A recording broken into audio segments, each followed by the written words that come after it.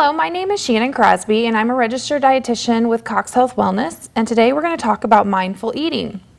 Mindful eating is the concept of being present at the moment and being aware of all facets in the eating process. Mindfulness while eating has been promoted in health and wellness and is being taught to people to improve eating behaviors.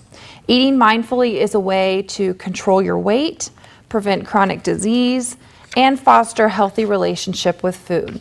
So today we're going to define mindful eating. We're going to discuss the relationship between mindless eating and overeating, and then finally explore some strategies that you can use to eat more mindfully. Think about what causes us to eat.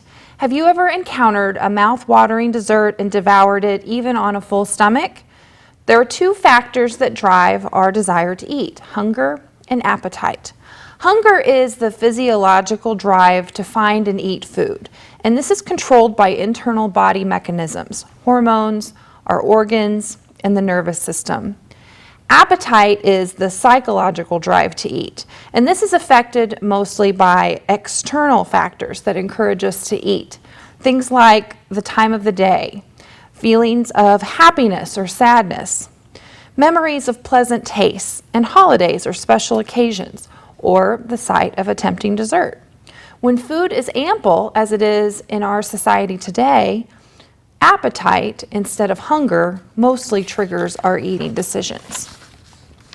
Fulfilling either hunger or appetite brings about a state of satiety.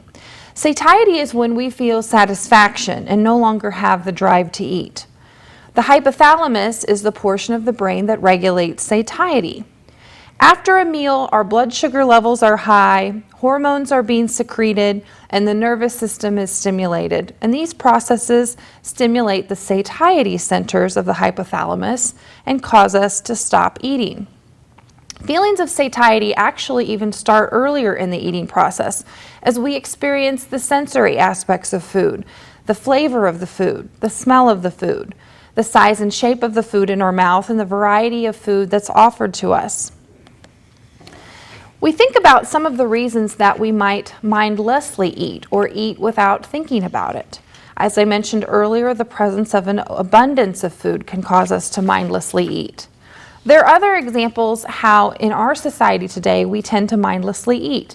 Think about if you can relate to any of these situations. We often mindlessly eat in the car, at our workstation, or at our office. We eat while we're watching television, while we're on our phones, and sometimes we even eat while we're walking and using technology or on our phones.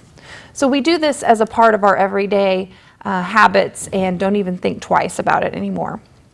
And so either you're physically hungry, which is causing you to eat, or there's another trigger for eating. And so mindful eating awareness helps people notice their own unique experiences around eating.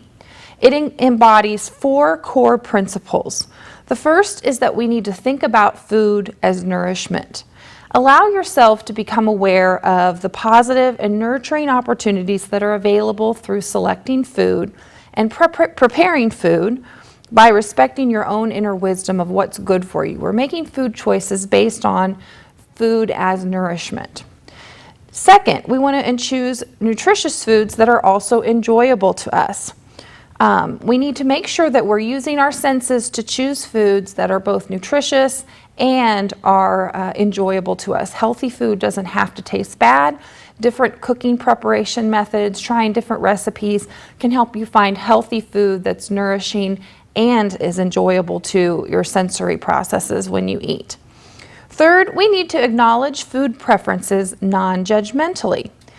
There are foods that we think of as good or bad, but we have to understand that a healthy diet can include both of those types of foods, with more often choosing healthier foods over non-healthy. But when we do eat a food that's considered not as healthy, we don't want to be judgmental about that, because putting food into those good and bad categories can help us kind of feed into that emotional eating aspect.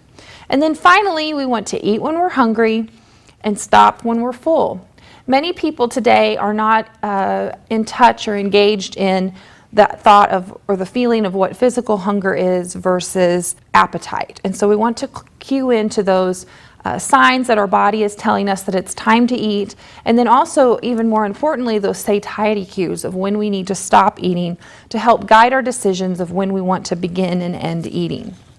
And so becoming aware of eating and the eating process is really the first step in being able to make behavior changes. And behavior changes are going to ultimately be what impact our health.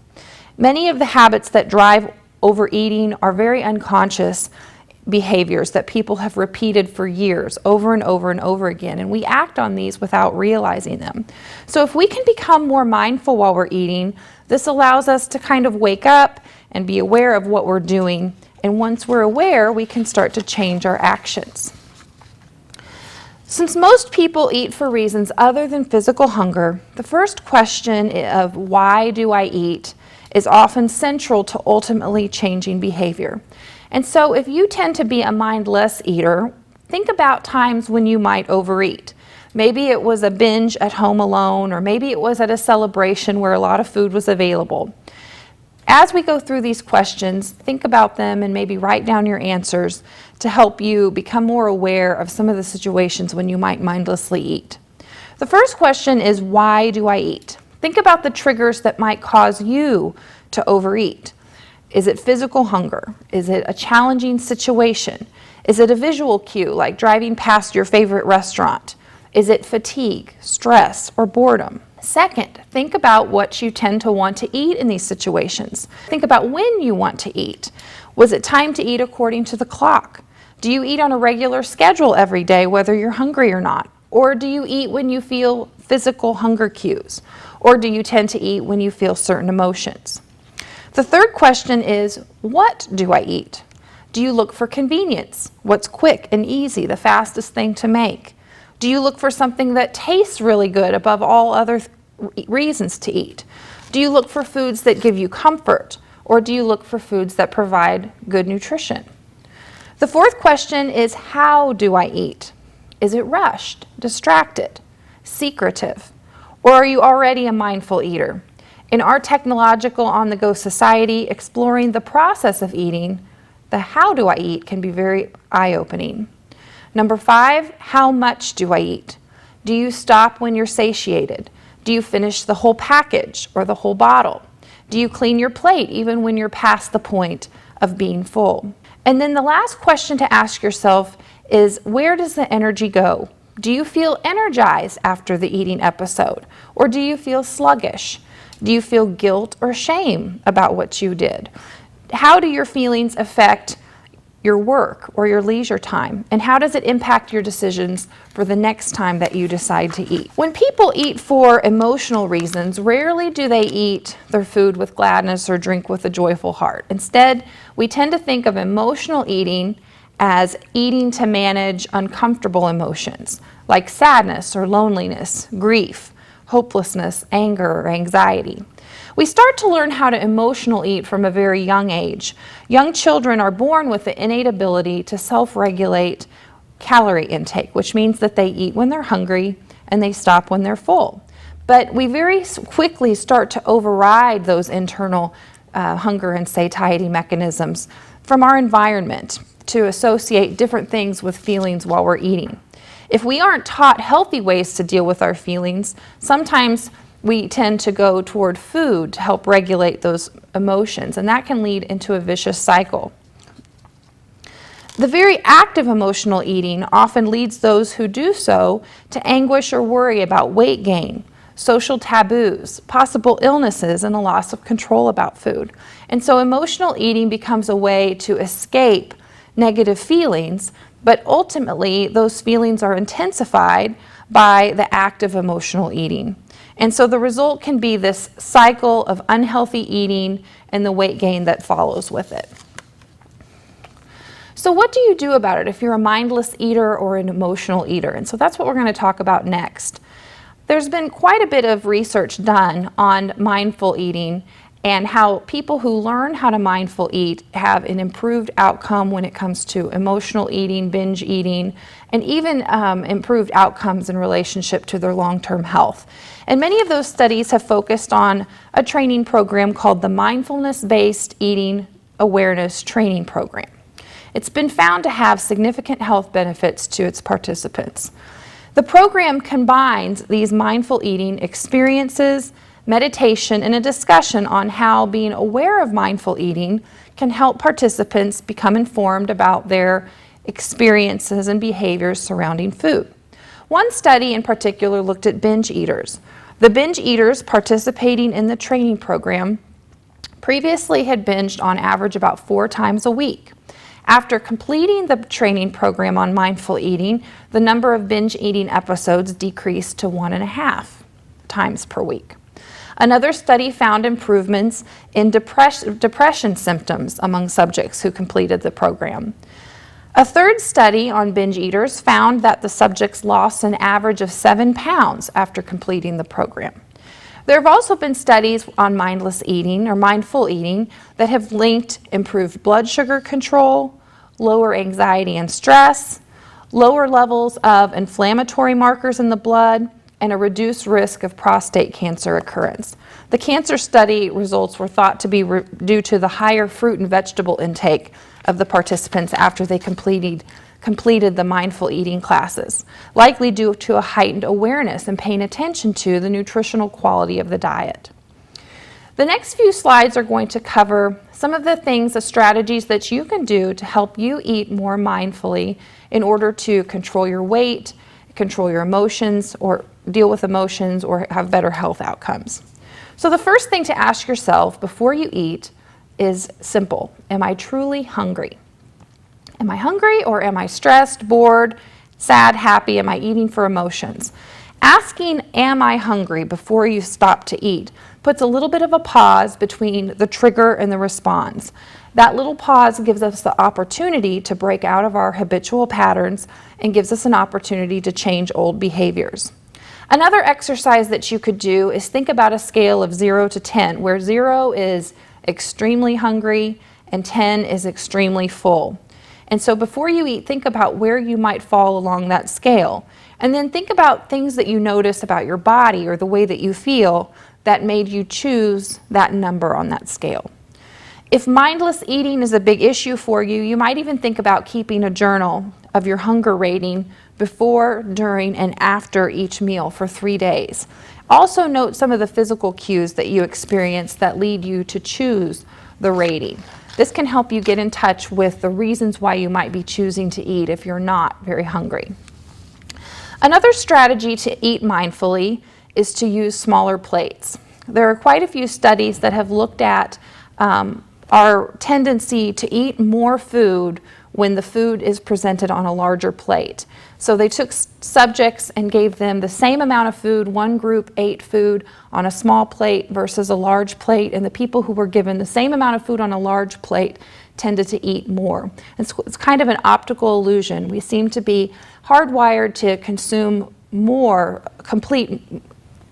food on a plate, and by using a smaller plate we can kind of trick our brain into thinking that we're eating more. That's difficult to do in today's society where we have very large plates at many restaurants and even plates that we purchase to use at home. Another strategy to eat mindfully is to plan your meals. This is really helpful with improving the nutritional quality of your meals. So instead of waiting until the last minute or waiting until you're very hungry physically to make a choice about what you're going to eat, when you're going to have different factors driving that choice, plan your meals ahead of time. I recommend doing this at least once a week, thinking about what you're going to eat for breakfast, lunch, dinner, and snacks, making a list, purchasing groceries off of that list so that you have the healthy foods that you need in your environment in order to make those better choices. While you're eating, think about portion control. Your body is not a trash can. If you're hungry, take half of the amount of food that you want. You can always go back and get more food if you're still hungry after you eat it. Have the mindset that I've had that food before and I know what it tastes like, so I don't have to eat the whole bowl or the whole contents of the package. If you're at a potluck or a family meal with lots of options, take a small spoonful of each item that you want and keep in mind that healthy plate with healthy balance, fruits, vegetables, whole grains, and proteins. Just a couple of bites of a particular food should satisfy your desire for that taste without loading your food up with way more food than you need. There's a concept that relates to the satisfaction of food after the first bite. So the concept relates to the idea that you get the most satisfaction from eating a food at the first bite. And then every bite after that gives you less pleasure from the eating experience. And so the more that you eat, the less satisfying that food is to you. That's where mindful eating comes into play. Enjoy your food by eating slower, enjoying each bite, figuring out the flavors, textures, and smells. And you'll notice that if you slow down a little bit and really savor the food, you will eat less in volume and you'll enjoy your food more and the eating experience. If you are in a situation like that where you are trying a different type of food that you've never had before and you end up not liking it, don't feel obligated to finish it. Leave it on your plate. We're eating for nourishment. We're eating to feel full and satiated versus eating a certain amount or a certain volume of food. You don't have to clean your plate. Stop when you're about 80% full and don't be afraid to leave some behind. It's okay. Remove your plate promptly from the place setting in front of you so that you're not tempted to pick at it beyond the point of feeling satiated. The next strategy for eating mindfully is to keep problem foods out of sight. If there's a food that you just can't resist, keep it out of your environment. For example, having a candy dish on your desk at work, having junk foods at home in your pantry. Don't buy them. Don't bring them into your environment.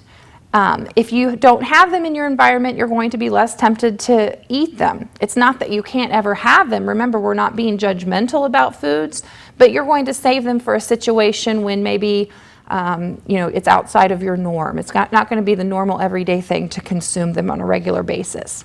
Definitely, if you do buy foods that are considered kind of problem foods for you, keep them hidden away in the pantry. Don't leave them out on the counter where visually you're going to see them every time you walk through the kitchen. Instead, put foods out in your environment that are healthy, fresh fruits and vegetables, for example, and you'll be more likely to choose those for snacks. The next strategy for eating mindfully is really great, especially if you tend to be an emotional eater. And that is to come up with some other strategies, some other activities that are going to help you deal with those emotions instead of eating. For example, a really great suggestion is to engage in some sort of exercise. If you tend to be a stress eater or a boredom eater, instead of going to eating when you feel those feelings, have some sort of routine set up to where you can go for a short walk or engage in some kind of exercise to keep from eating to deal with those emotions. Meditation or taking a break from work or even just a time to close your eyes and relax and concentrate on stress relief can be helpful too instead of eating. So have some of those activities and brainstorm of things that you could do to help deal with those emotions instead of eating and kind of have those in your arsenal for when that experience occurs. The last suggestion is to remember that it's all about balance. Most people who are successful at maintaining a healthy weight do not eat the same amount of food or calories every single day. They don't burn the same amount of calories from exercise every day. One day they may eat a little bit more, while another day they may eat a little bit less. And it's that balance over time that really helps them with weight maintenance.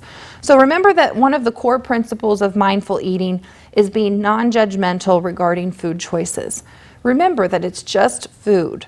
Don't give it more power than it has.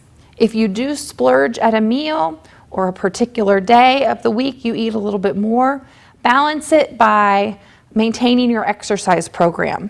Exercise is a great way to keep weight off during periods of time when your food intake is a little higher, like for example the holidays.